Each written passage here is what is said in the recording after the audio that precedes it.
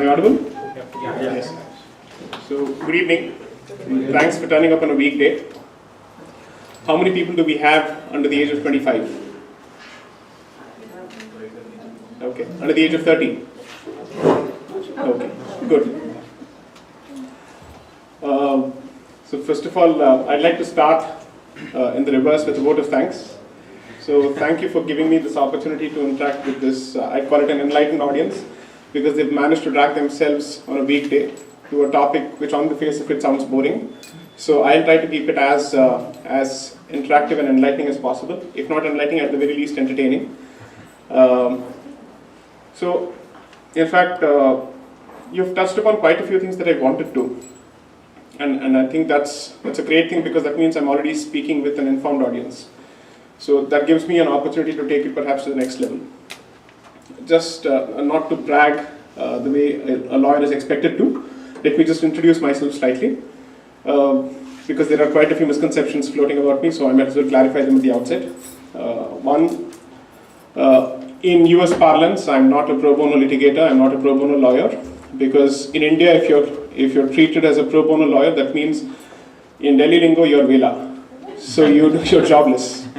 So I'm not a public interest litigator. I'm an engineer-turned-lawyer with civil commercial litigation and intellectual property litigation being my primary areas of practice and core competence. And the constitutional law happens to be one of my areas of love, so to speak, when I decided to take up law.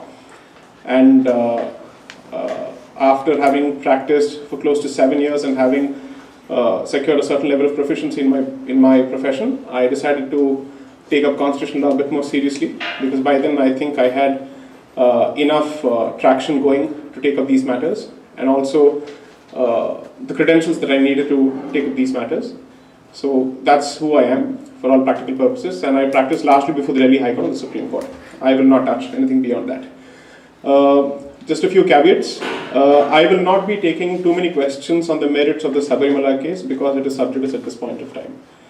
Because the review petition is sub judice. And I certainly don't want to be the consequence or the trigger for any controversy which affects the matter and its outcome. Because I believe that the matter or the cause is more important than the individual, and at any point and at any rate more important than the lawyer who is representing the cause. So I would appreciate it if you could address questions which are symptomatic of why we had to deal with the situation of Sabarimala, as opposed to the issue itself. And that would largely be about our legendary apathy as a community. So perhaps you could address those questions, and I'm happy to answer those questions. Why is it that I've actually chosen to take up these causes is something that becomes very, very important, because a book, the content of a book is as important as the author himself and why he has chosen to author something. So I think it's important for you to know who the author is, what his motivations are. I have not been planted by any cultural or political organization in the fray. Let me address that first. I'm not anybody's stooge, I'm not anybody's agent, I'm not anybody's mouthpiece. I am my own agent, I am the principal. So I have a mind of my own. I've taken these causes because I believe in them. And that's something that I've believed in for a very long time. In fact, for me, the transition came in my second year of engineering. In fact, my parents know me as someone who was very, very crazy about pursuing aeronautical engineering, which I couldn't in my undergraduation, and therefore my entire undergraduation was almost spent in preparation for a master's and a career in aeronautical and perhaps in aerospace engineering, but I think destiny had something else in store for me. In 2004, something happened. So this engineering, I was doing it in Tamil Nadu, and I'm someone who's very, very outspoken, so there's a decent chance I may be very, very politically incorrect, both in the Indian sense and the American sense.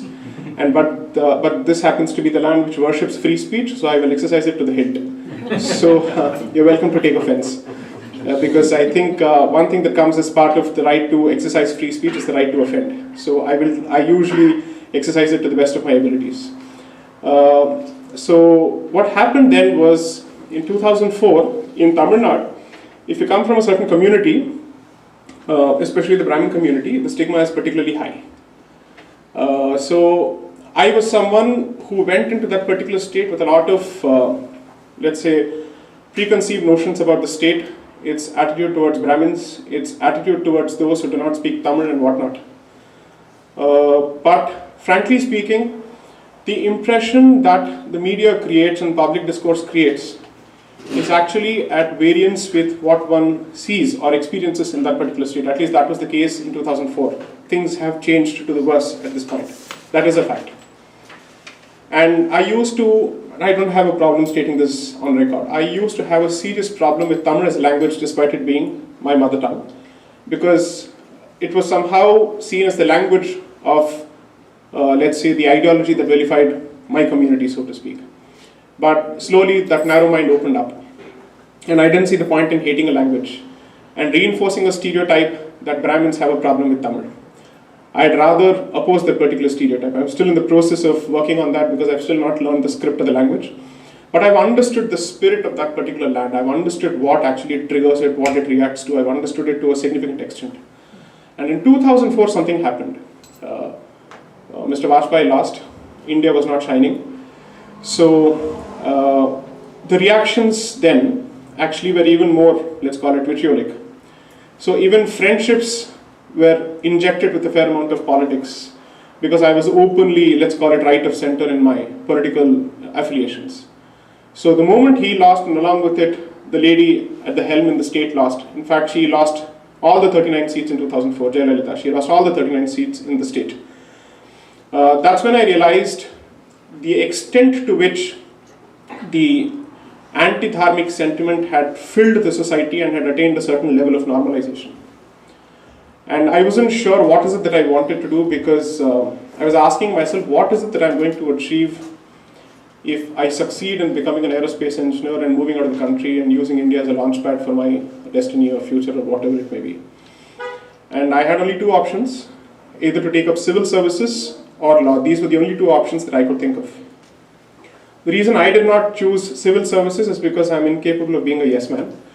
So I'm fairly candid, I'm fairly blunt in what I say. And to me, laws seemed like the best option possible because it allowed me to understand the system and what works and what is the legal underpinning. And you get a ringside view of how the entire thing plays itself out. How a certain thought process converts into a policy decision, translates to a legislative decision, and how it is used politically. These things became even more clear when I decided to take up law as a subject. So that's the reason that I took up the particular subject.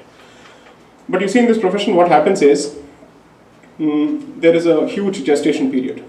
And I think that's largely true in most countries. Perhaps the period of gestation differs, but there is a significant gestation period compared to any other profession. Perhaps the only other profession that comes closer to the legal profession in terms of its gestation is the medical profession. The return on investment or the speed at which you get recognized is perhaps faster when it comes to the basic sciences or, let's say, the engineering side. That's not the case with legal or the medical profession. So in 2009, believe me when I say this, I said exactly the same things that I've been saying over the last 2 years in terms of what is it that is needed. But then why should people listen to you if you're a nobody? Who are you? You're practically no one. You don't have a godfather. All you have is what you think you're good at, And there has to be a time until, you have to wait for a certain level of validation that has to come from the fraternity, from the rest of the society. And you have to go beyond your professional circles to actually make an impact on the general public. And that takes a significant period of time.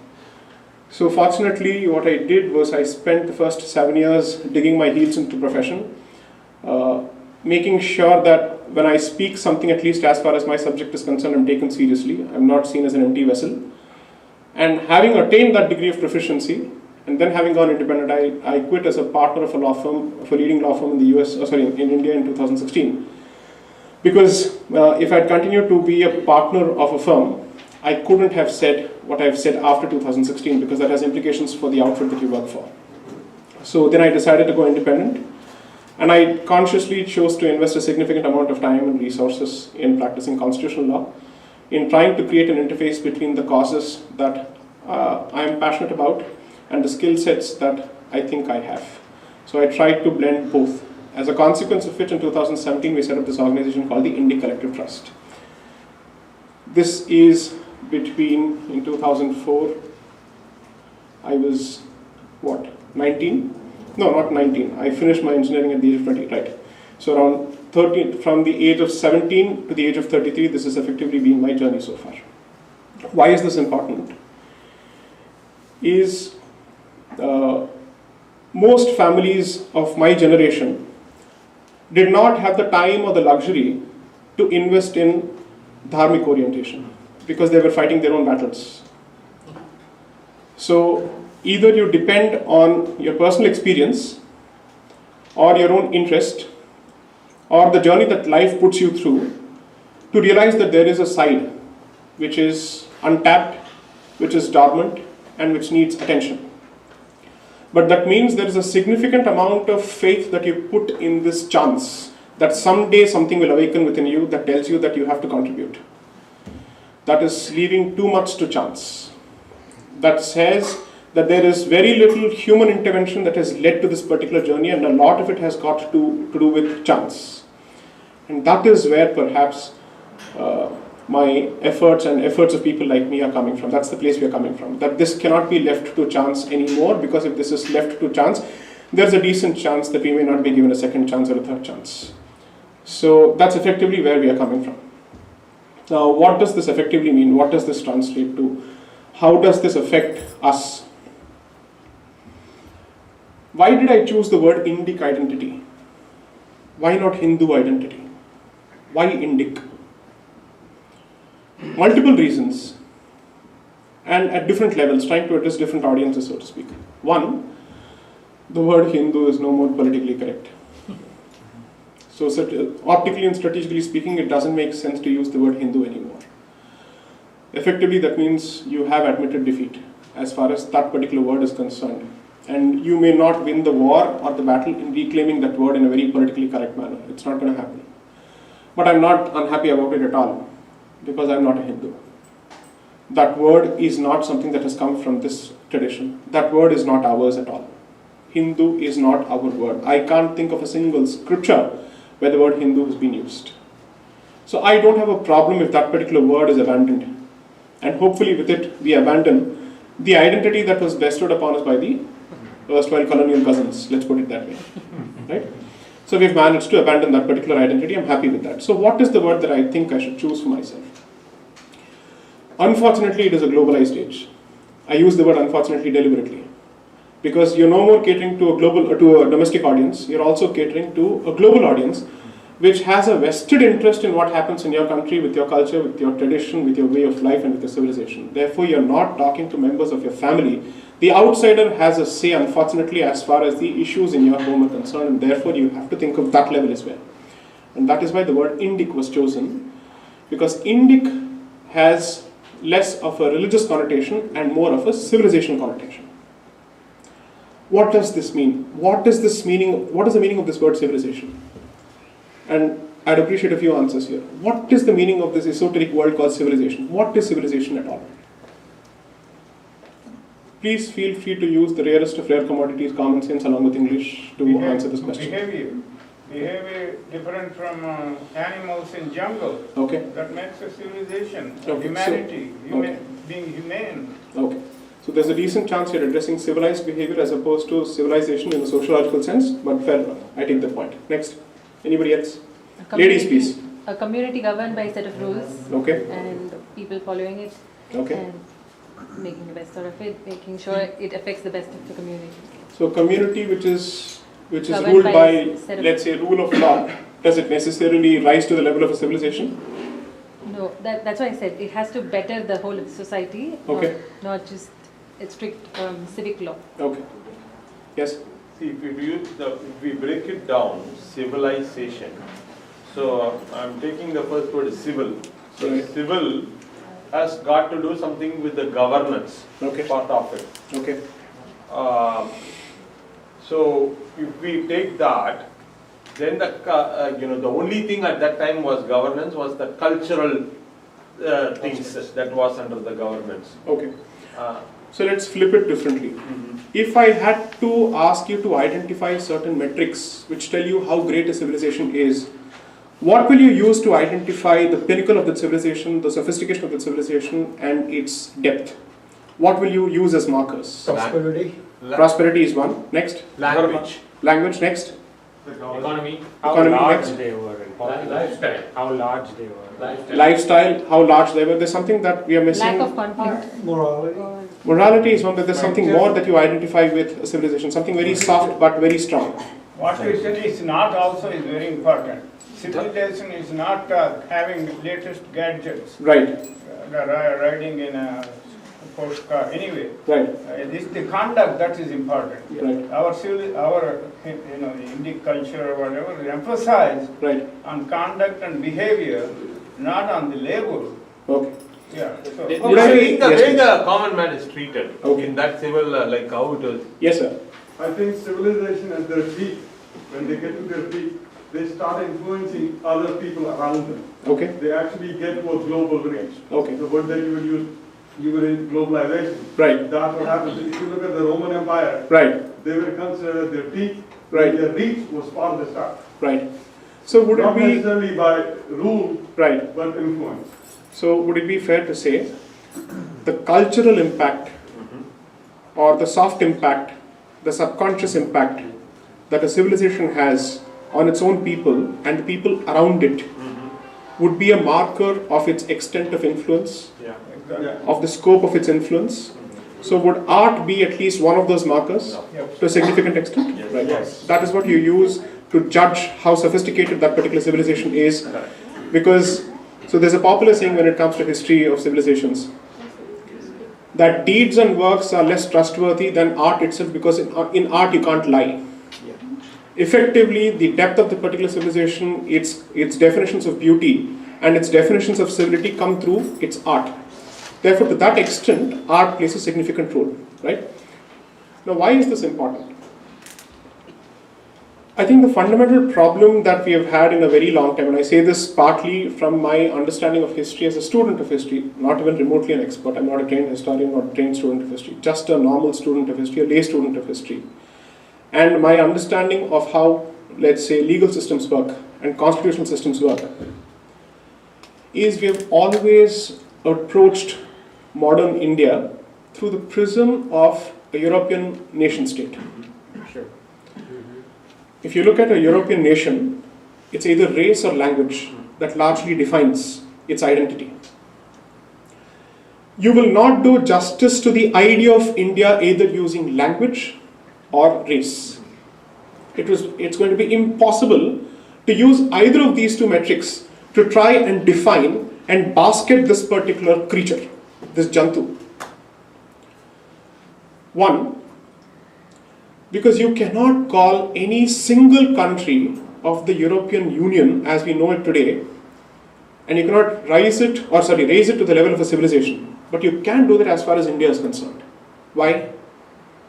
Because civilization at the end of the day reflects longevity in a certain journey of that particular culture. The fact that it has managed to encompass within itself multiple identities and subgroups, all having a common strand. Common strand not just for the outsider, but also from within. Which means there is something called Bharatiyata that connects us from the top to bottom, from the left to right, as far as our internal understanding of who we are is concerned, and also as far as the outsider is concerned, because an identity is not just about how you see yourself, but also how the world sees you. Both these matter. Therefore, what does this mean? If India is a civilization, would it be fair to reduce this mammoth concept, this behemoth concept, to the idea of a nation state, and particularly by the word Hinduism? I wouldn't use the word Hinduism one bit at all. Because when you use the word Hinduism, we make the common mistake of actually giving it the status of a religion, as opposed to giving it an ethnic identity and perhaps an ethno-religious identity, the way Judaism is treated to a significant extent. You can have an atheist Jew, a secular Jew. Similarly, you can have an atheist Hindu, a secular Hindu. And there would still be no conflict between your profession as a Hindu and your identity as a Hindu and your belief or lack of belief in a deity. There would be no conflict at all. Because you're perfectly capable of encompassing within that particular definition the concept of a Charvaka,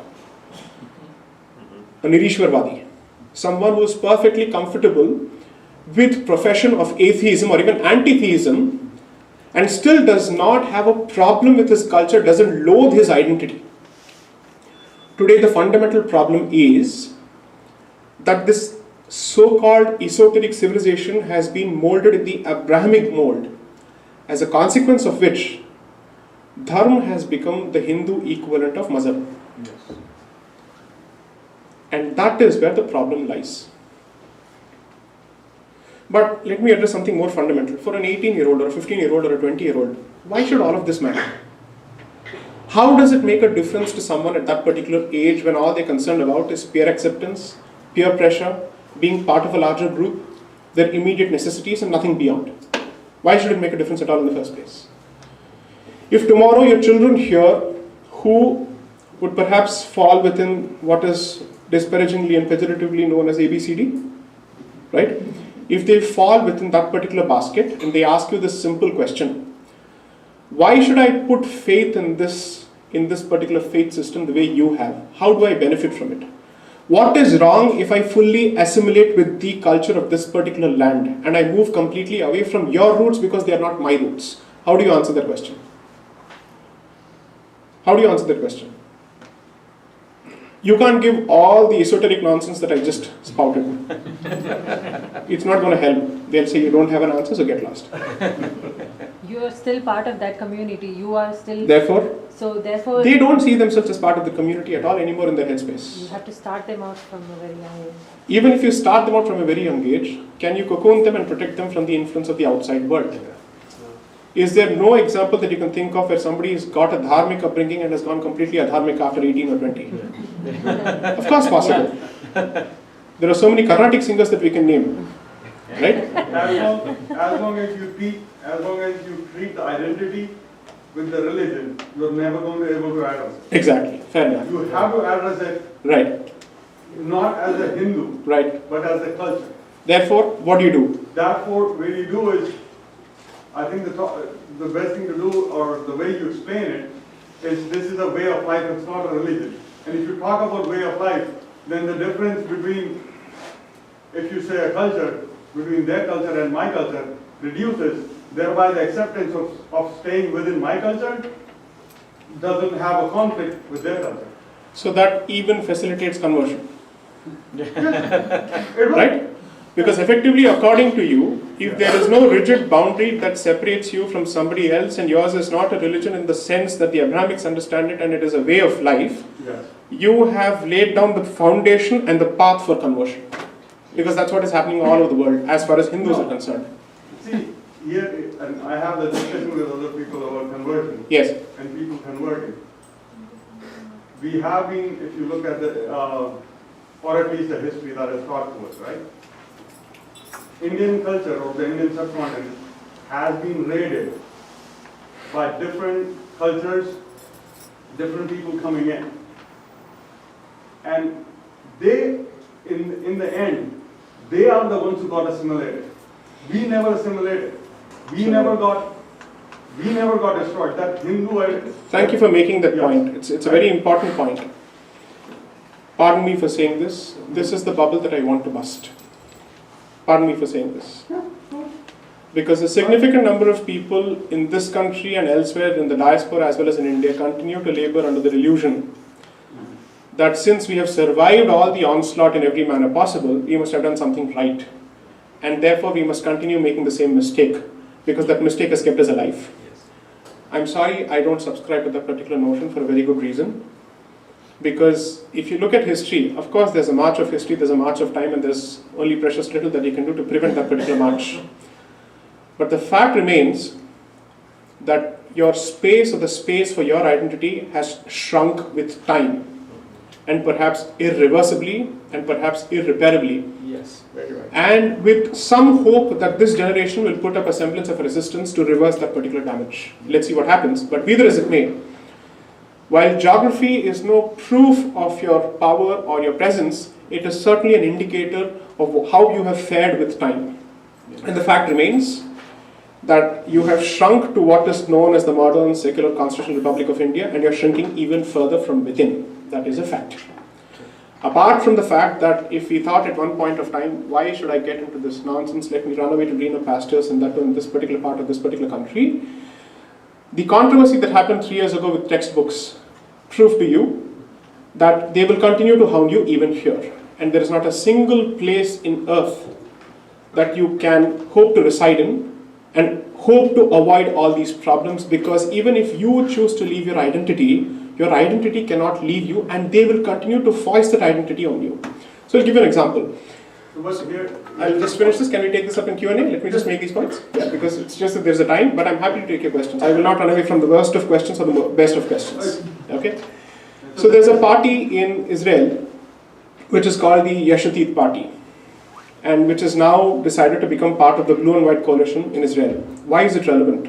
If anybody has read the history of Zionism and the circumstances surrounding the creation of Israel, Zionism was largely created as a consequence of their belief that the old Jew was weak, was a coward, and did not have what it takes to protect their children and women, and therefore they decided to craft for themselves a new identity called the New Jew. The New Jew was supposed to be secular. The New Jew was meant to create a Jewish state. Look at the contradictions.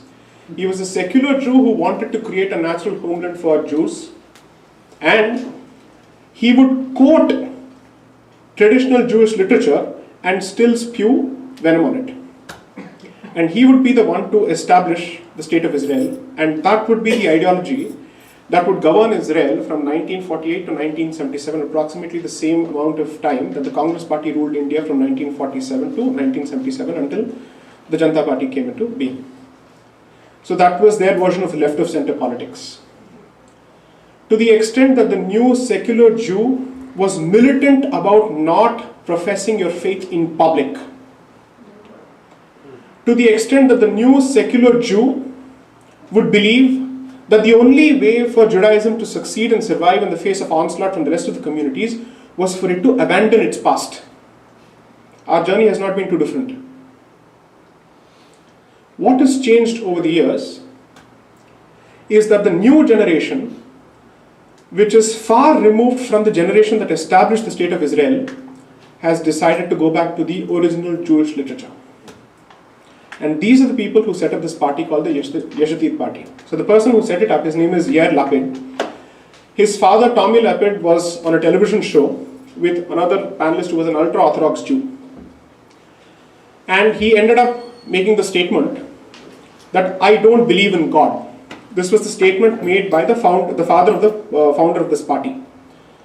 To which the ultra-Orthodox Jew ends up asking him this question: if you don't believe in God, by what definition are you a Jew? Who made you a Jew? He gave an answer which is extremely telling. Hitler saw a Jew in me. Your faith in your tradition or lack of it does not prevent the outsider from seeing that identity in you. Because he continues to see that as an infestation or a contamination that needs to be exterminated. So you can run away from your identity all you want, but there is no way you can abandon it. Because that is a two-way process, and it comes with your birth. There is no way you can abandon it. You can try and be deracinated as much as you want, but that identity will be foisted on you by the rest of the community and the rest of the world. Very good. The answer to your child that you give in this part of the country, and I don't have a solution, I'm just spitballing here and just throwing a couple of options perhaps, is perhaps you can start with, as you rightly said, to some extent I agree with you, by distinguishing your fundamental approach to religion or dharma, and explain the concept of dharma in the simplest of ways possible, and distinguish it from blind faith in a book or a deity. That, according to me, is the fundamental distinction which could perhaps resonate in this rational scientific country. And by explaining that you do not have to try and test your religion on the anvils of science or on the anvils of justice or on the anvils of equality, because this very faith system is built on that particular foundation. You start with that. And you also start with and particularly because you happen to live in this state, it is perhaps the one open architecture that celebrates, encourages and facilitates and allows diversity. No standard issue products, no mass production at all. There is no cutting the head across the board to fit the hat. This is something that you can impress upon your children. Language is important, and I think we have to start teaching our mother tongues, notwithstanding the fact that they may have to interact with the rest of the world in another language. But this is something that you have to start with. But how is this important? Why is this important? So, if I happen to be in the position of the Indian government, I have a legitimate interest in using the Indian diaspora, the Indic diaspora, to further India's interests. Okay? Because there is a certain amount of soft power, there is a certain amount of networking, there is a certain amount of pull, therefore it comes handy when it comes to foreign policy, trade issues and whatnot. But what is your interest in reciprocating? Why should you take an interest in something that happens in India? If you have chosen to make this particular country your home for the future, what is your incentive? What is your angle? What is your cut in this pie? Why should you take an interest? You want us to answer? No, I will answer.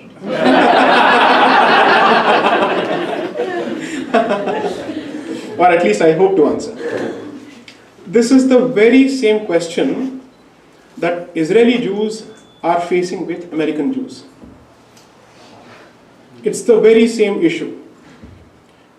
The tussle that's been going on between these two representatives of the Jewish community is who is the true voice of the Jewish community? Who can claim to be the guardian of the Hindu voice? Should it be the state which has established itself as a Jewish state? Or should it be the diaspora which has existed even before the establishment of the Jewish state? And which has helped the establishment of the Jewish state? That's the question. So every year these people have a visit to the land of birth where they facilitate the visit of Jewish children from America to Israel. So that is their Tirth Yatra. It's a birthright. Right. Do you think it's actually helping? No, I don't think so, because if you look at the public discourse, the foremost voices which stand up against the state of Israel, its legitimacy and its policy are Jewish voices. Because their identities have been weaponized to be used against the state of Israel. So you should not fear a non-Hindu voice that speaks out against you, because that has become predictable, that is expected. After 1400 years or since 1 BC or 1 CE, that is to be expected. However, the problem that you actually have is your own people using their own identities or allowing themselves to be used to attack you. That is the problem. We were perfectly comfortable with opposition coming from non-Hindus with respect to our position in Sabarimala, and we could tell them, you have no dog in this race, you have no skin in this game, so get out, it's not your business. We also had enough number of people from non-Hindu communities supporting our position because they understood what we were standing for. But the worst of opposition and the most scathing of criticism came from educated, let me use the word, Savarna girls. Upper caste Hindu girls, if I were to use the politically incorrect term, because they were the ones to stand up and say, we will not apologize for this particular tradition, this is superstition, and they decided to use their identity as a Hindu and their gender as women to attack this particular tradition. How do you respond to that? Because then effectively, the opposition from the other side is going to sit and laugh with a popcorn in hand because you guys are fighting with him. And they've had nothing to do. They don't need to do anything because somebody else is doing the talking for them. That is the danger. Second, there is a significant amount of chance that deracination, when they grow up here as part of the diaspora, is a consequence of, as Sir rightly pointed out, the negative stereotypes about India and its culture. Therefore, at the very least, if you have an interest in in protecting your child from being exposed to that kind of slander and libel, you have no other option but to work along with the motherland to address this particular issue. There is your selfish motive and there is your incentive to take an interest in what happens there. I can't think of any other legitimate incentive or real-time incentive for you to actually take a concrete interest, because I think gone are the times when you can actually ask people to believe in something because it's right or it's the right thing to do. That is the dharmic way of going about it, but we are living in the age of IPR, so I need to give an incentive for the quid pro quo to actually work. So the quid pro quo is this. If you take your identity seriously and you want to pass on that identity to your child, you have no other option but to take part in the active politics of that particular country, which is not a politics for resources, which is not a politics about economics, which is not a politics about supremacy of any other kind except cultural and religious supremacy. That is a fact. It is an identity-oriented issue. That is something that you cannot run away from. So, why am I actually making this point? The last mandate of this government was interpreted as a development mandate. And the current mandate of Mr. Modi is also being interpreted, unfortunately, as a pure development mandate. Which means any concern which forms part of an identity agenda is effectively being relegated to the sidelines and to the margins. There is a decent chance that, having benefited from the munificence of this country, from the prosperity of this country, from the economic progress of this country and the scientific advancement of this country, you want to see India in the same mold as America. I would request you to not make the same mistake. Because history is telling us the times are changing, and civilizational states such as China and India will effectively dominate the future. The future belongs to them. Therefore, it is all the more in your interest to be on the winning side. But most importantly, when I say civilizational state, a nation state, what does all this exactly mean? I'll try and simplify this to the best of my abilities. India is a country in the modern sense. But it is the successor state of a civilization. So, when did this political entity called China exist? Since when has it been in existence? Any wild guesses? About 3,000 years or so. As China, as we know it, as a single geographic political entity. 1700 or 1800, when the king, one guy, combined all these five provinces. Right. So, the political entity, they only came into being after the Second World War. So, as we know it today, it's only after the Maoist revolution, right, and after the Civil War. But there has been at least a recorded history of continuous existence of this particular country under an empire, the Qin dynasty, as you rightly pointed out, that's been in existence. You cannot say that of India because you've had only 3 or 4 empires which have managed to rule over large parts and swathes of India, right? However, the two things that are common about India and China which distinguish them from the rest of the world is they do not base their identity on traditions inspired by religion. You could largely trace the rise of the West to its belief in Judeo-Abrahamic traditions, coupled with its incestuous behavior with Roman and Greek philosophy, where they try and cannibalize everything under the sun. If you look at the state seal of California, I was just discussing this yesterday, it has Minerva in it. What has America got to do with Minerva? That's a Roman goddess for wisdom and art. What is Minerva doing of all the places in the state seal of California? I don't understand. And that too, she's standing next to a bear. I don't understand, right? But you see, what is the point that is being made? The point that is being made subtly is that this particular country sees itself as a continuum of that particular civilization in several ways, and is also comfortable amalgamating that particular identity with its Judeo-Abrahamic traditions. When you speak of the Islamic civilization, I think it is self-explanatory as to what it derives its inspiration from. You don't need to say anything further, right? So perhaps you could put Europe and United States in the basket of the West and say that perhaps they have some common basis. You cannot make the same statement as far as China and India are concerned. These are what is known as civilizational states. They are not nation states. Because they do, so India perhaps has a greater basis to lay claim for being a civilizational state because China is based on largely the Han identity, the Han Chinese identity. That's not the case with India. Even within Hindus, you cannot come out with ethnic homogeneity. It's difficult to actually arrive at that particular common base. Therefore, according to me, the best possible country that qualifies as a civilizational state is India.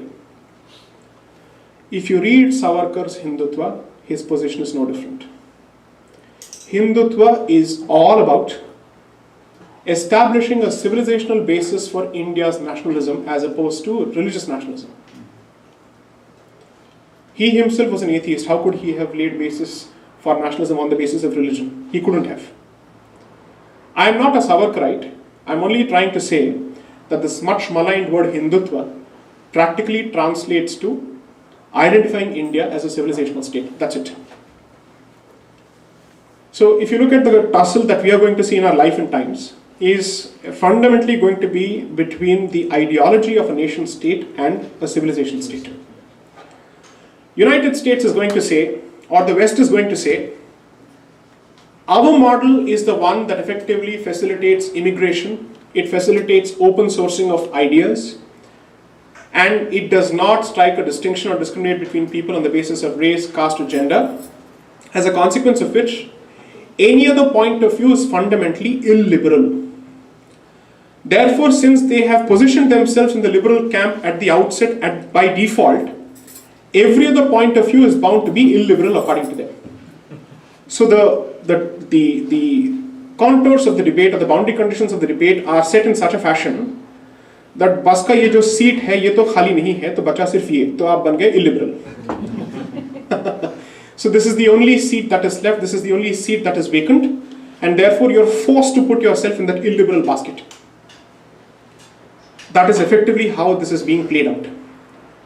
But the difference between us and China is this, that that country has the civilizational confidence to cock a snook at the West and the United States and says, I don't care about the labels that you put on my forehead. I am what I am and I will succeed and I'll make your people question their way of life, which is what they've succeeded in doing now. If there are questions that are being raised in Western Europe and in the United States about the feasibility and the viability of the democratic model or the open model of the West in dealing with issues such as illegal immigration, with demographic inversion, and such issues where democratic values are being used against democracy itself, that is when people are forced to look at other options which are presented to them, such as the Chinese option. It is a sad fact that India is still not an option worth looking at for anyone who's looking for alternatives. For the simple reason that we have been so dharmic and I would say unsmart. We have put them in mutually exclusive baskets. That we have not been able to present to the world what is our story in a comprehensive manner. There is no grand narrative that you've been able to weave before the world. As a consequence of which, when they discuss the most ancient of civilizations, they will even speak of Egypt and Mesoamerican civilization, but certainly not the Indian civilization. Despite the fact that our timelines speak of yugas and manvantaras. That is our timeline, and still we don't figure anywhere in the last 5,000 years. And our origins are still being traced to Central Asia. So, what I'm trying to say is, perhaps this phase in history has given us an opportunity to change the narrative around on that particular front. But that is not going to work if these topics and these issues are relegated to what I call the post-dinner Katha Kalakshepam. They cannot qualify as mere academic discussions on the dinner table or at the dinner table, and they must go beyond it because it is a question of your survival as a as a civilization. You may not value civilization as long as you take it for granted. But when one by one each aspect of your identity is cannibalized, is misappropriated, right, and you're not in a position to lay claim to it, that is when you realize, oh, this was mine. Yoga is out of my hands. You have beer yoga and what nonsense. Everything happens under the sun. Everything under the earth goes on in this place. Or even in India. Why just this place? Right? So, when you say that I'm universal and universalist and my ideas are meant for the benefit of the world, that still doesn't take away your right to claim that you are the origin of that particular idea, or that it started from you. So when it is absolutely convenient, you use negative stereotypes to brandish or to tar this entire community, and you conveniently now associate yoga with Buddhism, as if Buddhism has come out from the Far East as opposed to India. People believe, and perhaps this is, and since it's a temple, pardon me for using this language, people believe that India's sexiest import is Aishwarya Rai. I believe it's Buddhism. Because it has managed to pack itself so well, and package itself so well, and distance itself from Hinduism so beautifully, that all our best facets, or at least, let's say, saleable aspects, are no more claimable by the Hindus. What does this mean? What can you do? How do you turn this narrative around? Education, culture, environment, gender rights, indigenous rights, and legal systems. These are going to be the battlegrounds. Apart from, pardon me for sounding like a Shakha going Swayam Sevak, demographics. Without numbers, you're nothing. You cannot hope to survive. There are enough examples from India itself to show that demographic balance is the name of the game. There is no concept of pluralism, there is no concept of a secular dharmic society which can exist unless and until this particular society with its mindset and with its universalist outlook continues to survive in larger numbers. I don't think you would have to think about demographic balance as an issue if somebody were not using it as a weapon. If somebody did not believe in inverting demographics to change the balance, you need not worry about demographic balance. Then you focus on other aspects. But because somebody has decided that numbers are fundamentally important and they've decided to reverse those numbers, you have no other option but to pay attention to it. I certainly don't subscribe to that school of thought which believes that the zenith of tolerance is to tolerate intolerance. I will not tolerate it even one bit in the name of political correctness. Political correctness is effectively being used to gag you from speaking the truth and to address issues openly. And surprisingly, it is being used at the same time when they are deifying free speech. It makes no sense whatsoever. So, when you speak of the Indic identity, you're not fighting for a religion. You're not even fighting for a way of life. You're fighting for a faith system that believes in knowledge, as oxymoronic as it may sound. It is a faith system that believes that righteousness is the heart of every faith system. And therefore the word dharma is never to be equated with or treated as a synonym of religion. Dharma at the heart of it is a fundamentally legal concept, it's a jurisprudential concept which effectively seeks to strike a balance between individual avarice and greed and social responsibility, and says, okay, what is this entire calculus for? It is to ensure that you are muktified, so to speak, from the cycle of life and death. Therefore, the goal is not salvation, but liberation. There being a significant difference between the two. If that is what is your basis, for a generation that worships science, rationality, justice, equality, I can't think of a better concept to sell. This is your best marketing tool. Particularly because in this part of the world they believe so much in indigenous rights, they should be fighting for our rights then. We are the indigenous people. If you're fighting against colonialism, imperialism, we are the ones who have borne the brunt of it in every possible manner. Religious imperialism, colonialist imperialism, every form of it possible. It's surprising that we have not even succeeded in playing victim properly. Everybody else seems to be a past master at doing that, but we can't even push our own story as victims. We can't call ourselves oppressors because we have adopted this falsified notion of non-violence without understanding what it is meant for. And we have not even been able to sell our stories as victims. That is, according to me, the proverbial dog in the manger. Na ghar ka na ghat ka. So, if this is to be remedied, what is it that you as a community can do? I'll be blunt here again. I see a fair amount of fractious dynamic being played out in multiple organizations which operate out of this country when it comes to who represents the Hindus of America. Okay? It's almost similar to how the Jews keep fighting. So there's a saying, 2 Jews, 3 opinions. I would say 2 Hindus, 20 opinions. So that is something that is very, very true of us. But if we do not realize the magnitude of the problem that is facing us, it is not about you facing an existential threat to your survival, but if you fall, along with you falls every indigenous non-Abrahamic community and way of life across the world, from the east to the west. Your existence gives hope to a lot of people that it is possible to adopt and approach and embrace a different way of life without being vilified, without being discriminated against. That is your responsibility as inheritors of such a great civilization, that you take the lead on this particular front. I say this without any training in economics, that unless and until you address the question of identity and the civilizational crisis that is currently facing you, no matter how much you succeed economically, you will always be vulnerable to attacks from within and outside. And you will implode and your values will be used against you the very same way that Europe is imploding at this point of time. Economic success is important. There is no doubting it.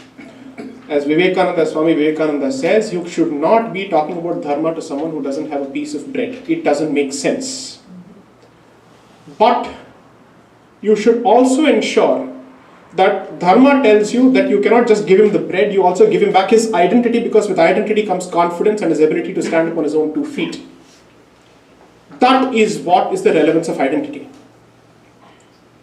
So, as a diaspora which seems to have the ear of this dispensation in India, which seems to have given the rock star status to Mr. Narendra Modi, I think it is imperative that you start identifying your wish list when it comes to the identity agenda and push the envelope on that particular front and ensure that in these 5 years at least 3 or 4 concrete deliverables on the identity front are addressed for eternity and for good. I have made this one of my talking points not because I am a one-trick pony, but because I see the rejuvenation of the Indic civilization through this particular nerve center, which is the temple. If temples in America are free and are community run, what is it about the Indian constitution and Indian version of secularism which demands that every Hindu institution and Hindu institution alone operate under the thumb of the government? Do you not trust the Hindu community in America to run its own institutions? Or is it your case that Hindus in America are less corrupt than Hindus in India? Please make that statement, you'll be affecting your own relatives. Go ahead, make that statement. It all started with the first government during most formative years. He corrupted, introduced the Sharda Act, all sorts of things were done so that it will be under his control. Agreed, sir. Who was guilty of partition. Agreed, sir. Yeah, see. The problem is you can blame the thief only so much, but if you keep the door open too often, you have to blame it later. We have to overcome it. Yeah, we don't have to keep quiet. Right. We have to overcome it, Right. but it can be done, and it is there, as you know, directive principles of constitution, which are there never to be implemented. Right. I did not read the subject, but I think one of the thing is the framework was not there. The tax framework, the management and framework. How come the Christian institutions and the other religious institutions having their independence, but the Hindu religious institution, one reason could have been given easily is that Well, there is no management. The money and overall governance management is Right. there. So we need a government institution because it's such a large institution, it has to be Right. managed. Right. So, having studied the subject to a significant extent, allow me to correct you on that particular front. I may be wrong still, but having worked on this front for a significant amount of time, I know what exactly. I'm not saying it is right. That No, could no, I have been the understand. reasons. I'm They would saying- have used that as a reason. Right. I'm saying that that's not even the reason historically. Historically, the reason has been slightly different. And each of these reasons are not uniform across the country because these are largely state legislations. And therefore, there are multiple local reasons. But the one strand, or let's say the one commonality among all these legislations is that there has been no fundamental question that has been asked, which is, if the state has the right to slap everyone equally, why has it decided to slap one community exclusively? Right? That is the fundamental question. Right?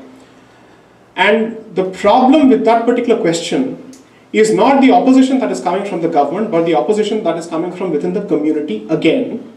Because several members of the community believe that if this particular institution were to revert to the hands of the community, then it will lead to one, Brahmin domination, and two, it will lead to corruption. Therefore, what does it tell you? That vilification of the Brahmin is effectively leading to vilification of the community at large and to deprivation of control over your own institutions. Therefore, this soft target called Brahmin has effectively been used as the strawman argument to deprive you of your own assets over your own, let's say, of your own community. So the problem is, some of us are happy because, oh, he's the one who is anyway getting vilified, so what's my problem? Tell me that this won't happen with the landed community next. Tell me this won't happen with the next community, the Kshatriya community or any other community next. You have to understand that whatever differences that we may have and whatever grievances that we may have is for us to address within. But that does not hand the state an excuse to take over our institution because it is not an institution that belongs to the Brahmin, but it is an institution that belongs to the community. So even if one person or one group is being cited as an example or as a facade or a pretext to take over the community's institutions, it's surprising that the rest of the community is silent because mentally they have said, while I may visit that particular place for spiritual and religious solace, this institution anyway belongs to that fellow who wears the sacred thread, let him go and bear the brunt of the state. That is the hypocrisy in our heads. And that is the compartmentalization in our heads. We don't realize that whether we like it or not, that community is not, or let's say that identity is not limited to a particular race or a group or ethnicity. They are going after the institution of Brahmanism, which has a different status under Dharma as opposed to going after Brahmins. That is a problem. If they went only after Brahmins, that would still be okay. But if they are going after the concept of Brahmanism, which has now become such a vilified word, which has been loaded with poison, they have effectively gone after. So let me try and address this differently. If an outsider has chosen to repeatedly attack one facet of your identity, he has identified two things. This seems to be that facet which, if it falls, will lead to a domino effect across the community. Because he has identified that this is the particular identity that needs to be attacked over and over again. Because this represents the voice of the person who stands up for Dharma. I am not identifying a caste. I am identifying a social role. I am identifying a specific identity which is discourse, a caste identity. Please understand that. I am someone who strongly supports Dvijas among so-called non-Brahmins also. Because the definitions are different. Therefore, if you go after this particular community, you've gone after that person who is supposed to be preaching Dharma to the rest of the community. And with his fall, why is it that every evangelical organization does not tire from telling us that the first set of people to be converted in Kerala were the Nambudris? Why do they have to highlight this fact over and over and over again? Why do they have to highlight the fact that the first set of people to be converted to Christianity in Goa were the Konkani Brahmins? Why do they have to make this point? Why don't they start with the Dalits or the SCs or the Chaudhurys or the Naidus or the Kammas or the Kapus or any other community? Why don't they start with that? Why do they keep highlighting this fact? Because they expect a domino effect. The knowledge source. Exactly. That is the point. They are going after the source of your knowledge. And along with it, every Indic traditional system, every Indic knowledge system is being appropriated. Every church which is now consecrated and established in Kerala starts with a proper Bhumi Puja. The consecration of a Dhvajastambam. Why? Because they know the value of that particular ritual better than us. And they have decided to appropriate it and adopt it. Whereas we have decided to impute that particular ritual and associate it with one particular caste or community. Look at it. They are comfortable with it because they know there is a value in these rituals. It's just that they don't want this ritual to be performed under the heading of Hindu anymore. Cultural misappropriation. This is cultural misappropriation of the first order. That's how Rome became Christian Rome. Africa has lost all its land and received Christianity in return. And we are on the same path. There's no difference. The surprising part is, we have not been able to showcase one Holocaust like the Jews have. We have not been able to showcase proselytization like the Africans have. Everybody else has succeeded in showcasing themselves as victims except us. I am not asking you to develop a victim complex. I am not asking you to find justifications for inaction. Please strike a distinction. I am simply saying you should have the courage of your conviction to speak the truth about your past, not because you're seeking retribution or revenge. You're simply saying enough is enough and never again. That's it. That's all you're saying. For that to happen, kindly do not conflate political victory with civilizational victory. I am not asking for civilizational victory, I am asking for civilizational balance. I am asking for an exercise in truth and reconciliation when it comes to civilization. As simple as that. Allow us to showcase what has happened with us and who are the perpetrators so that the next generation does not repeat the same mistakes. I have said this before, I'll say this again. You decided to show the mirror to the Brahmin community to ensure that future Brahmins do not repeat the same caste-based prejudice as far as the future is concerned, as far as the next generation is concerned. Why is this logic any different from any other community? One of the reasons that you undertake an exercise in historical analysis is to identify what are the lessons that we can learn from the past for the future. How is it that every other community is exempt from this kind of exercise except the Hindu community? How does it make sense? Doesn't. Therefore, kindly use the next 5-year window to push these goals. If I ask for freedom of Hindu religious institutions from the state, which community other than the Hindu community is going to be affected? Is that a communal request? Is that a communal wish? I am asking for my institution to be freed from the clutches of the state. Who are you to talk? You have no business in this. But you will see that the voices which oppose this will be funded by non-state actors and outside actors. Yes, absolutely. And that situation will not change unless and until we find within us the guts to speak the truth. Pardon me for making this statement, but I'm going to request you to push the envelope. I assume that Indians and Hindus in this particular country have lived at least for 2 generations. Therefore, Maslow's basic needs have been fulfilled. Now is the time for you to move to the next level. You are not going to be mere salaried employed people in this country. It is time for you to assert your position in this country and speak for your interests and your community's interests. That is imperative. Subhiksham cannot be the end game. You can have individual surplus, but it will mean nothing when they come after you for being part of a certain community. So kindly coalesce.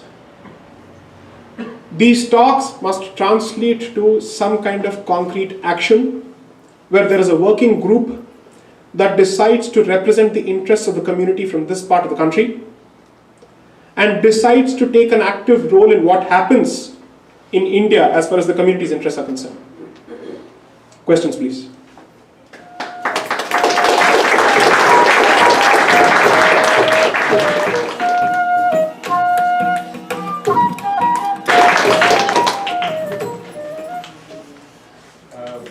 Yes, sir.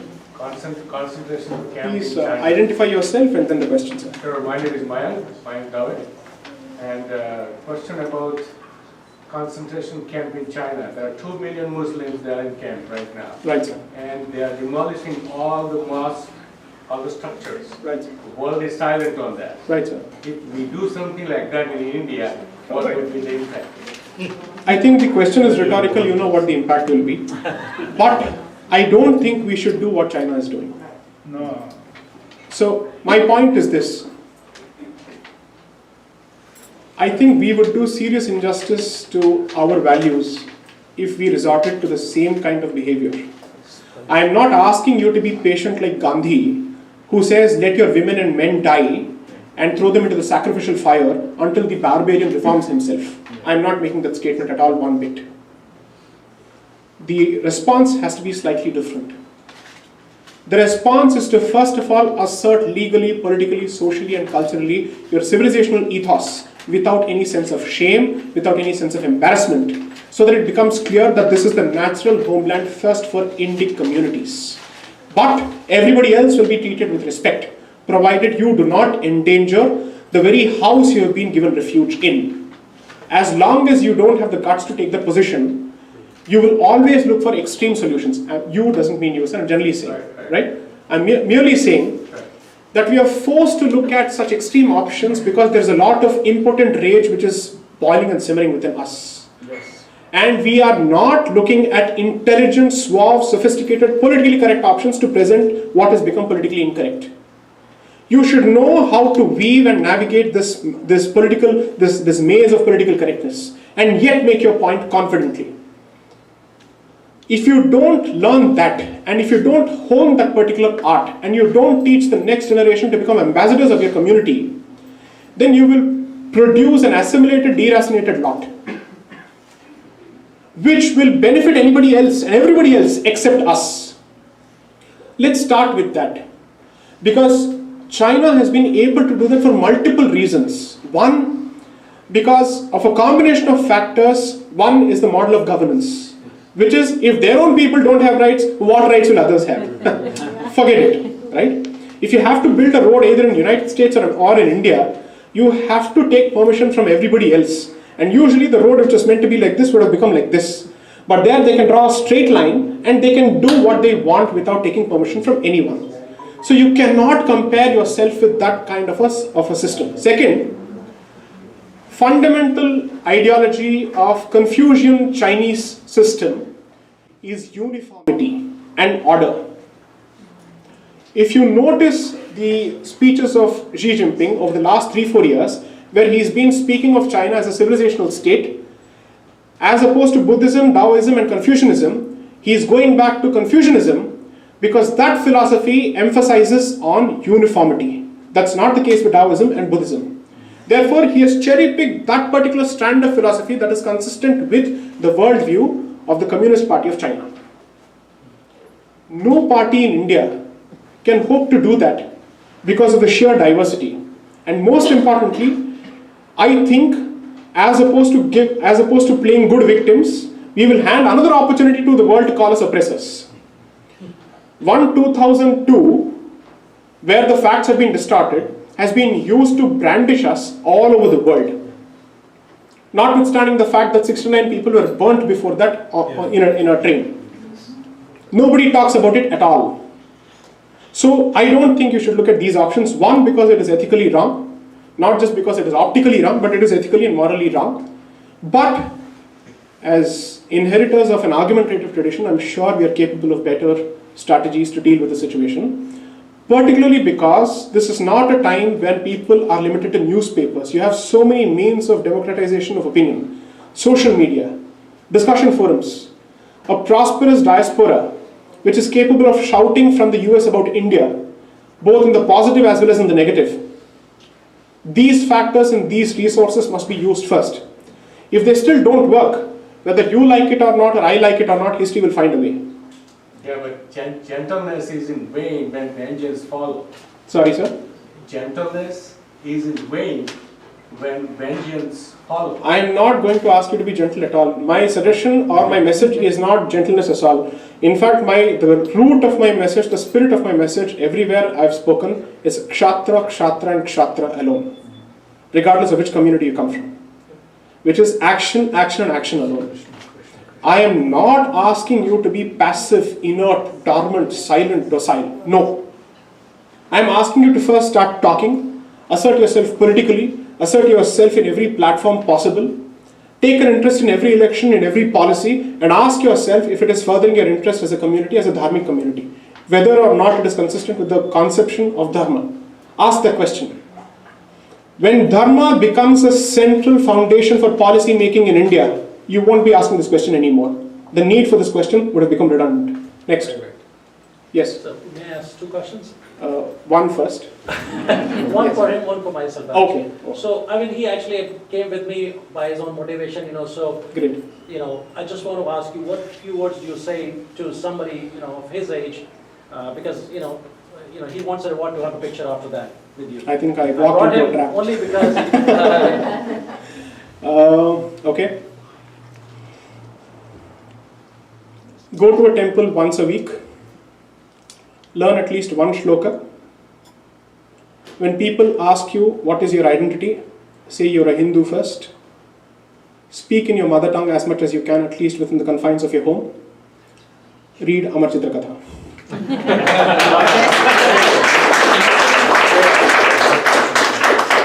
so he's expecting a reward to have a picture with you. Sure. So my question is actually, we raised one of the pillars, legal pillars, right? And we talked about how our assets have been appropriated by, various ways for many, many hundreds of years, And this is one thing which I experienced also because I'm part of SVASA in Bangalore, and getting more involved into these things. And I also found now, for example, yoga, so the first line of defense is making sure that we actually control our assets, And I see that at no level, whether at institution or at government level, anybody is having any cohesive, concentrated effort to do that, to the extent that now yoga is no more an Indian word, I mean, like you see all the yoga things that you just mentioned, So, and you are also an intellectual property right expert, So, what are the things that you think can be done? Because slowly, if we don't protect our assets, I get your question. So I'll answer it. Yeah. You won't believe it. My parents were there at the Sunnyvale talk. This question was asked by 2 gentlemen, even in that part, in that talk. And that tells me, and I'm not being condescending even one bit, because even I'm learning as I go along. I don't think I have 100% solutions, and there is no degree of certitude. I just know what the goal is. Perhaps the means may change. But we are still dancing around the bush as opposed to hitting the bush. It's ours. No. First you go after conversions, please. Please understand how this ecosystem works. And that's where I think we are failing, and that's surprising.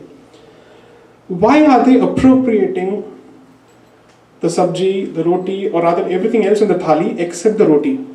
Why are they appropriating everything else and just leaving this unappropriated? They don't touch it at all. Why? Because when the new convert steps into the new home, they want him to feel comfortable and reduce the level of shock that he goes through because of a civilizational change or a cultural change. So when you appropriate each of these aspects, the church is now in the same mold as the temple, making it easy for him to say, "Kya badal gaya? Ye to hai." And my philosophy says everything is equal and everything is the same. We don't even understand what is the context of Vasudhaiva Kutumbakam, but we keep mouthing it over and over again. Okay? And therefore, we decide therefore these people adopt each of these or appropriate each of these markers of identity to facilitate conversions with ease. That's the first thing that you need to understand. Second, they want to undermine and erode every aspect of your identity which gives you confidence. Therefore, your positive achievements are being taken away from you. Therefore, all you will be left with are sati, dowry, caste, untouchability, and that's it, and a history of defeatism accordingly. I mean, that's how they've effectively portrayed your history, that you've lost and yet you've survived miraculously. I don't know how that works. But the point is, as long as you do not have the guts to take a position against fraudulent conversion, you will continue to ask this question. Today they'll appropriate this, tomorrow they'll appropriate something else. It's legally very difficult to try and protect all of this without addressing the central question of identity. And I'm repeating the answer that I gave elsewhere. If 1.3 billion Hindus or 1.3 billion Indians decide to convert to one faith out of their own volition, can you stop them? No, you can't. If it is a conversion born out of conscience, out of a change of heart. However, if other incentives are being given and they're being induced, at the very least you must be in a position to take a position against fraudulent and induced conversions. That is something that you must start with. The day you start doing this is when they will know that this is not to be touched. Because then they will not have an incentive to touch it anymore, because they cannot achieve what is the ultimate goal, which is proselytization, harvesting of souls. So why don't we start talking about it? What is wrong in saying that fraudulent conversion from or to Hinduism is problematic? You're not protecting your street alone, you're also protecting somebody else's identity. You're saying fraudulent conversion by any person to any faith. Start taking a position. There are countries which have anti-conversion laws. So if somebody tells me how is this legally enforceable, there are ways and means to do it. But the moment you take such a position, that reflects your seriousness about this particular issue. Otherwise, you're only interested in protecting something else. I'll give you another example. So every time we talk about Israel, I have geniuses telling me, Israel is a startup nation, Israel is this, Israel is that. Then you're missing the point of being Israel. The success of that state lies in being able to retain its Jewish identity despite hundreds of UN resolutions against it every year. Even Sudan does not have as many resolutions against it passed by the United Nations as Israel has. Imagine. If you look at the history of the number of UN resolutions being passed against Israel, it's astounding. What is it that the country has done to merit these kind of... Pakistan doesn't get so many resolutions. Zimbabwe doesn't. No country which is being run by drug lords gets these kind of resolutions. But Israel gets it. The only possible democracy in that volatile region, which has adopted for itself a religious identity and still promises equality to everybody else. 8.5 million people in that particular country, 2.5 million Arabs, they enjoy equal rights as the Jews in that particular country. And still people have a problem with that state because they have a problem with the Jewish identity. That is the same issue with us. Nothing that you do which is right will ever be lauded or you will be given credit for because they have a problem with that identity. If this is fear-mongering, so be it. I don't care a damn about making this statement because I know what I'm talking about. This is a fact. Somebody has to say it, I'll say it. So start taking a position about protecting your fundamental identity. Next. So when The lady you, first. when you talk about identity, our beauty about our identity is diversity within Hinduism. Correct. Which is also not a beauty, right? Because when you talk about Hinduism, there's a Krishna and a Shiva and everything, which there's so much beauty in it if you understand it. Right. Right? The fact is most people don't understand it. Right. And that works against you. So if you take Israel, there's a single identity. Right. That's not the case for India or Okay. Hinduism. Okay. And how do you resolve that? To take that identity, you have to resolve that problem first. Right. And you have to put a lot of the, lack of a better word, ritualistic aspect aside so that you can bring people together and get them to see that it's all one. I agree with you and vociferously disagree with you, and I'll explain why. I agree with you that fundamentally, unless and until there is a unity in identity, it's difficult to address any of the problems that we are beset with. I agree with you on that front. But I disagree with you on the means that you suggest, and for a very good reason. One, Hindus who are fascinated by the state of Israel and its history and its fortitude have misread the history of that country is my first submission. Because you have to read to know the sheer diversity in the Israeli identity and how difficult it has been for them to forge this state when diaspora has come from hundreds of countries, having lived in each of those countries for millennia, not speaking the same language, not eating the same food, Why is it that you have such diversity in the cuisine in Israel? It's not because there are so many immigrants of other ethnicities, but because there are Jewish immigrants of so many ethnicities coming from other parts of the world. From Ethiopian food to Russian food and whatnot. When they don't speak the same language and they come with different set of worldviews, how is it that they've still managed to survive? Because I went to Israel last October on a trip which was part of a delegation funded by the Ministry of Foreign Affairs of Israel to read the country's central institutions. And this is what I've understood based on the reading of the literature and meeting of the people. It could be very limited, very flawed, but for whatever it is worth. That's a society which is like concentric circles. There is the ultra-Orthodox Jew, then there is the Orthodox Jew, then there is the religious Jew, then there is the secular Jew, and then there is the atheist Jew. The one thing that is common, they are not ashamed of the fact that they are Jews. They have different definitions of how to practice Judaism. Secular Jewish synagogues are no different from churches where they sing with guitars. That is harakiri in a ultra-Orthodox synagogue. I've been to one, I've spoken at one. On a Sabbath in Shavuot. So I know what it means. In Rochester in 2016. So they are very different from each other. But the reason is they've decided to unify through one thing, and I'll tell you what they did. When Hebrew was being proposed as a language for unifying all the Jews in the country, we would assume that they all agreed unanimously. You have no idea the amount of opposition that came to the adoption of that language as the national language. One gentleman, his name is Yehuda ben Eliezer, was the one who was credited with pushing for Hebrew as the national language of that particular country, and he was branded a crackpot for the better part of his life. Ultimately, they realized what he said makes sense because language is the first path to unity. The moment you start this discussion in India, you're seeing the discussion that's happening with respect to the national education policy and the imposition of Hindi.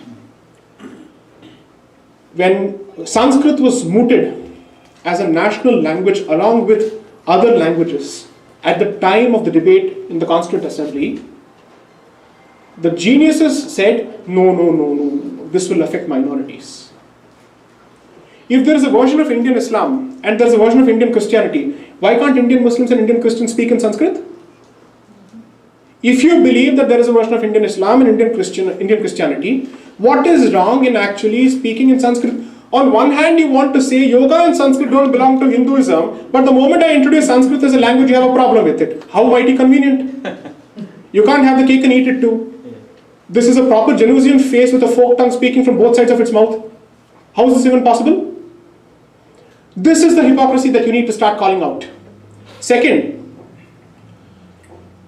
I will never subscribe to the notion that rituals stand in the way of unity. Not one bit. It goes against my grain. It goes against what I believe in. So therefore there's a personal bias.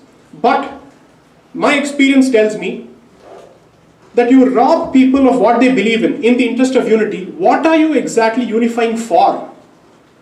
You would have killed everything else. Let me finish my point. I'm not done yet. As a lawyer, I'm entitled to speak longer. So I'm making the point that you tell people that the only way you will survive and your identity can be protected and the diversity can be protected is when you see that you need to stand by each other and with each other when there is a common issue or a common threat. That I think is possible. I would strongly be a votary of a 3-tier language system as far as India is concerned. The mother tongue without a doubt. English, yes, without a doubt, because you need to speak with the rest of the world in a language it understands and respond to them when they start creating negative stereotypes about you. 3 is Sanskrit. So that they see a commonality between the individualistic expression of their language and the mother lode or the mothership. And they're able to see a commonality in the culture that connects Kanyakumari to Kashmir and Assam to Gujarat. They should be able to see all of this. At the very least, we should start with that. 2, it is important for us to revise history. But that battle is an uphill battle which I don't think any dispensation, even the current dispensation, has the guts, the confidence, the gall, the gumption to actually undertake. Because that takes a lot of courage, that takes a lot of preparation, that takes a lot of depth. I don't think they're up to the task at this point. What do they do then? Again, simplistic but fairly obvious and therefore reasonably worth considering. Let the temple in each place start its own educational institutions and teach the culture of that particular place. If others don't want to come to that particular institution, so be it, you go to your own institution. We want our children to learn history from the source of our history and our traditions. How many Hindu parents will send their children to schools run by temples as opposed to convents to learn English? Not too many. That's the point. So again, there is a colonized mindset which is still working. So you've not addressed the fundamental issue, which is education. The first thing that the Jews did was to focus on education. And that is seen as an elitist project in India. खाने के लिए कुछ नहीं है, आप तो पढ़ाई की बात कर रहे हैं. अरे, schools नहीं चाहिए क्या? You have to focus on both. So that, according to me, I will not subscribe to casting Sanatana Dharma in an Abrahamic mold to stave off the threat of Abrahamism. Then there is no threat, you have become them. Where is the question of I think fighting? you misunderstood my question. Then please explain it to me, My I'm sorry. question was, Right. the beauty in our diversity, which is the basis of our religion, the fact that we have, whether it's 3 million or 30 million, whatever the count may be, that is the beauty that we give. Right, And that's a beauty that the world needs to have. Right. That's saying, we accept the diversity, but we're one. We have lost the oneness in that. Okay. You see a lot of division. Right. And how do you bring that and still live that diversity? Right. And that is where I was trying to go. so which is why the focus on a civilizational state translates to focusing on civilizational unity on the educational front, so that you look for markers which go beyond language, which go beyond a particular school of thought, right? So, which is why, see, here's the thing. If the state's mental constitution is that of a nation state, it will affect its education policy as well. Whereas if it sees itself as a civilizational state, automatically it will understand that it cannot adopt a monolithic approach to education across the country, right? That would mean what? You're looking at partly decentralization of education so that the regional identity also gets a fair amount of impetus as far as the history curricula is concerned, and it's telescoping into the national identity or the civilizational identity. You need both. But where is the discussion on this front? Yeah, that's a good one. No discussion on this front. Yeah. This is a discussion apparently for elite, rich Hindus, but nobody else is interested. I'm surprised. These are the money bags. Why can't these money bags put some pressure? How many questions do we have time Yeah, for? actually we have 5 minutes, maybe we can stretch it to 10. Okay. But can we actually get questions from the, Younger yeah, Pooja, you had a question, and yeah, the younger, Sure, please. and I also have one suggestion. If you have a question, please do ask. Else you can also perhaps share an experience about your identity and make it into a question. That's what I was going to do. I don't really have a question yet, but maybe I'll turn it into one. I touched a little bit on this, but I think that from the Indian American identity specifically, we're not very good at playing the victims, and I can feel that I can talk about my own experience because there's so many other minorities around us that I feel in American history have been particularly marginalized. And I'm starting to realize the flaws in that thinking, and I understand what you're saying, but I guess how do you, I think from the Indian experience, not Indian American, you can see colonization and feel a lot of that victimhood. It was hard for me to really relate to that. Right. And as Indian Americans, most Indian Americans tend to be well off and have benefited in some way. So while there are things that I feel angry about appropriation, it is also hard to be completely a victim. Does that make Right. sense? It makes a lot of sense. And I think she's touched upon something very, very important. A Jew, no matter wherever he is in the world, appropriates Holocaust. He relates to the Shoah. He relates to what happened. He knows the figures, he knows the numbers. And he knows who did it and what the reasons were. Unfortunately, we have allowed him to think of the hooked cross as the swastika. It's not the swastika, it's the hooked cross. Right? All of this has happened. How has this happened? And why hasn't this happened with us? Nationality of a Jew has not made a difference to his relatability to what has happened to his community, because the community has taken it seriously. How? Identity plus memory effectively determines the future of a civilization. How do they memorize it, so to speak? What is the context of the celebration of the Hanukkah? Why do they celebrate Hanukkah? It's not their new year for sure, right? So what is Hanukkah? Why is it celebrated? Remembrance? So when, yes please, somebody wants to, It's their celebration of their Of- oppression by the government. no, the influence of the Hellenistic regime. So a group of Jews decide to revolt against the Hellenistic regime, and this group was called the Maccabees. That is, although this is one of the few instances where Jews succeeded in any time in their history, militarily speaking, prior to the formation of the State of Israel, they celebrate that one incident and that victory to remember their identity. And that is celebrated across the world by the American Jew as much as the Israeli Jew.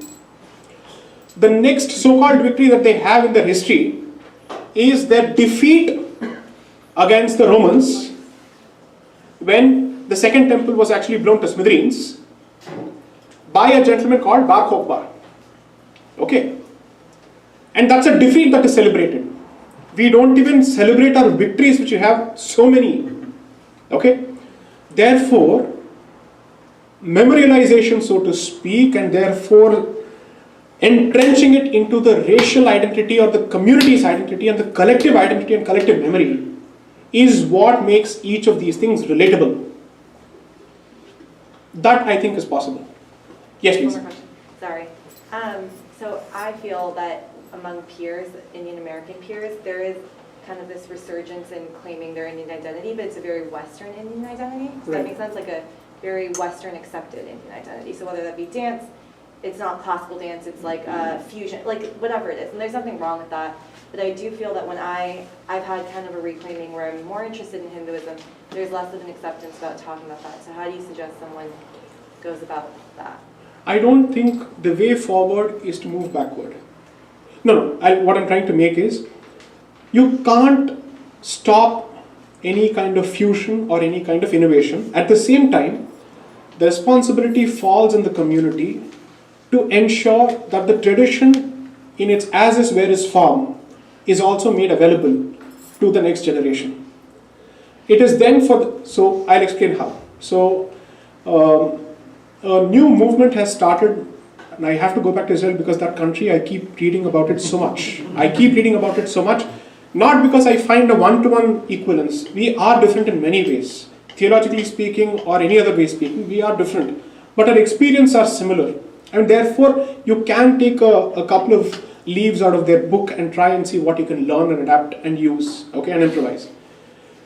Youngsters in Israel from secular Jewish backgrounds who have been kept away from traditional Jewish scripture have decided to set up schools and homes where they decide to bring youngsters of their age to discuss and reinterpret their own scripture without any adult being present there. Why am I making this point is for a community, especially the diaspora, the Indian diaspora, which has shown and showcased so much of entrepreneurial ability, why can't we use the same entrepreneurial ability when it comes to this front? What help are you looking for from and from whom? From the US government or from the Indian government? They don't help us there, why will they help you here? You understand? So, my point is the community needs to start looking at itself for help, and it can come only from within, because fortunately this is one community that is not short or shy of resources or networks. I had a beautiful video that was circulated on WhatsApp a couple of weeks ago where Antakshari was being played on the verses of the Bhagavad Gita by youngsters of the age group of 9, 10, 8, 6 and 7. I don't think we played a role in it from India. Somebody else was doing a better job of it. I was told only recently that the Cambridge curricula on religion and religious movements in India now speaks of the Satyasai movement and the ISKCON movement. So here is a Cambridge education system that speaks more about Indian bhakti movements than any of our Indian education systems. Perhaps we should start exposing our children to those books. As opposed to WhatsApp University or the word of mouth, which is apocryphal in nature, why not expose them to better books? Start book clubs. I'm sure more solutions and much better solutions in terms of creativity are possible. My point is, I'm just reorienting your compass. Don't look to others for help. This is something that you can do, particularly with resources such as internet at your disposal. So I don't see what is not available at your disposal. One more question maybe from a I think, young. So there's a youngster at the back. Yeah, there you go. Yes. I think you also touched about how we have similarities to indigenous people around the world. Yes. And kind of continuing on our point of relating to the history of oppression. I think one thing that we haven't talked about enough as Indians, because I understand that we have had a history, a troubled history with Islamic invasion. They crusaded our land the same way the Crusaders crusaded their land. And so, in regards to the British Empire, however, I would argue, I know someone made the point that they adopted our culture and whatnot. They really didn't. They were the ones, I would argue, who were largely responsible for the devaluation, the global devaluation, demonization of our culture. Agreed. So, what I would argue is that if we want to discuss how we were victimized, I think we should start with the British Empire because it builds solidarity with so many people around the world who have been pillaged by the British Empire. I'm absolutely with you. A huge round of applause for this. I completely agree with you because I made the same point in the last talk, and the point was this. When somebody decides to unsheath the sword and attacks you, that physical attack inspires a physical response and a physical resistance. But when somebody subtly chooses to deracinate you through education, robbing you of your system of education, you don't even know that your roots are being cut, and you subscribe to the other's point of view. That was the genius of the colonial system. And the impacts of that are felt even today. You're in a position to concretely say who destroyed which temple with a sword, but you're not in a position to say who took which Indic traditional knowledge system. I'm not going to, this is not my area of expertise, but nevertheless it appeals to my common sense, and therefore I'll make this point. Reading tarot cards has become fashionable. Feng Shui has become fashionable, but astrology is somehow superstitious. Very convenient. And the surprising part is, the rules of astronomy were laid down by the same people who actually authored the treatises for astrology. So you're willing to buy those treatises which relate to science, which is astronomy, but you junk everything that they say about astrology.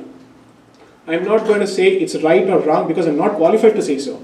I'm simply saying at the outset, the moment I mention that particular subject, there's a mental barrier, there's a filter which says, oh, superstition. Right? So I'm with you. But there is a need to speak about both because you're currently under the onslaught of both.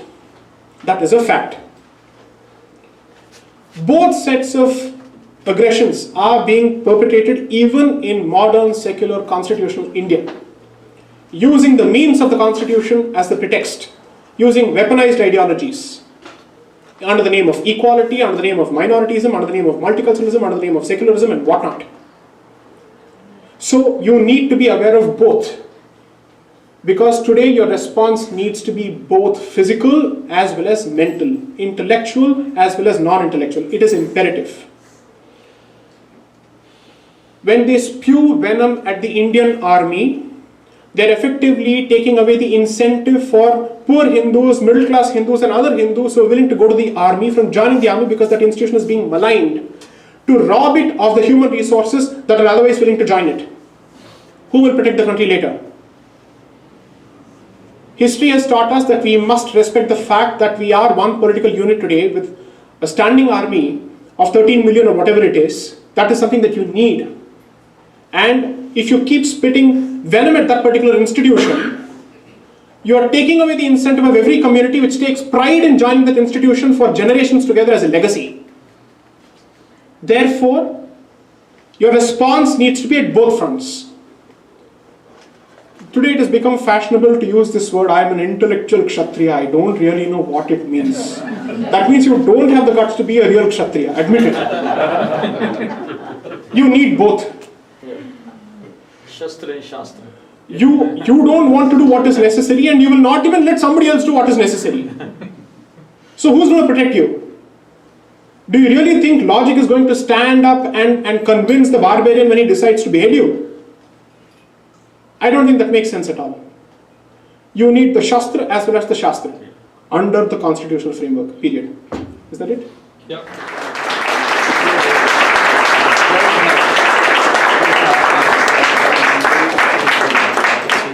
Thank you. Thank you. And along with that, here's a little gift for you. Take it out and you can put the package too. Hey. This is a painting that, Wow. yeah, that's for you.